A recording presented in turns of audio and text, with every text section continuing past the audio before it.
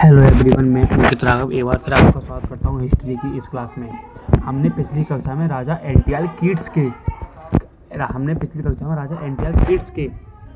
Keats तक देख लिया था। अब उससे आगे कंटिन्यू करते हैं। अब हम देखते हैं भारत में इंडो ग्रीक आक्रमण का क्या प्रभाव पड़ा।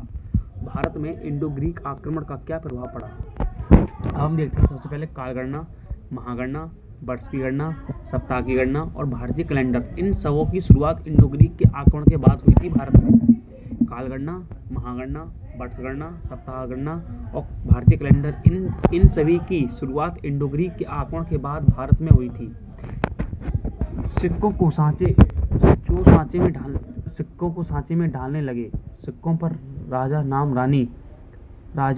नाम तिथि आदि का लिखवाना शुरू कर दिया। 12 राशियों के आधार पर ज्योतिषी गणना की शुरुआत करी।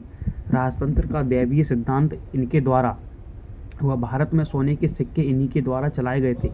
इन्हीं के द्वारा भारत में यवनिका प्रथा की शुरुआत हुई। मतलब भारत में इन्हीं के द्वारा प्रथा की शुरुआत हुई। प्रथा का मतलब होता है पर्दा का मतलब होता है नाटकों में प्रयोग किया जाने वाला पर्दा। भारतीय कलाओं को यूनानी कलाओं के साथ मिलाया था। पर्दा वो होता है नाटकों में यूज करते हैं वो पर्दा, और इन्होंने भारतीय कला को यूनानी कला के साथ मिलाया था। अब हमारा है दूसरे हैं शक और सीथियन। मतलब शक और सीथियन। शकों की 5 शाखाएं थीं।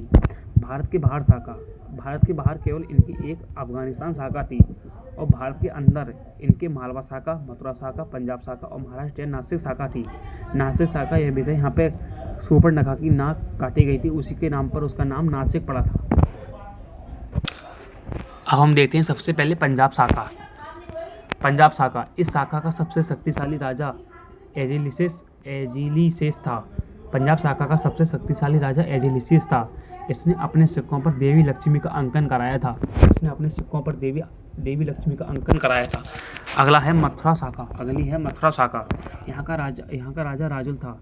मालवा के शासक विक्रमादित्य के द्वारा भगाए गए शक मथुरा आकर रुके थे।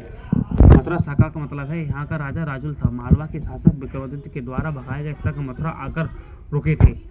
अगला है हमारा महाराष्ट्र नासिक शाखा।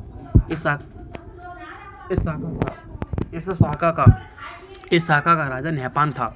नहपान ने महाराष्ट्र के कुछ हिस्सों को सातवाहनों से छीना। गौतमीपुत्र सातकर्णी ने नहपान को हराया था।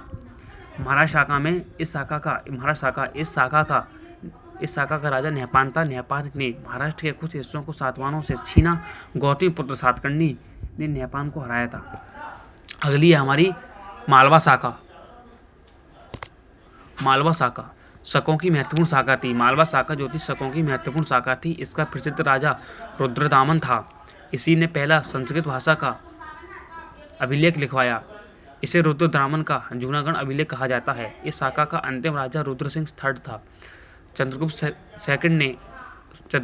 सेकंड ने रुद्रसिंह III को हराया और शक शासन समाप्त किया था। हम देखते हैं पहला वंश या फिर पार्थियन वंश। ये पश्चिम एशिया ईरान से आए लोग थे। ईरान में पार्थियन का संस्थापक मिथुडेस फर्स्ट था, और भारत पर आक्रमण करने वाला पहला पार्थियन माओ था। हम देखते हैं अगला कुषाण वंश।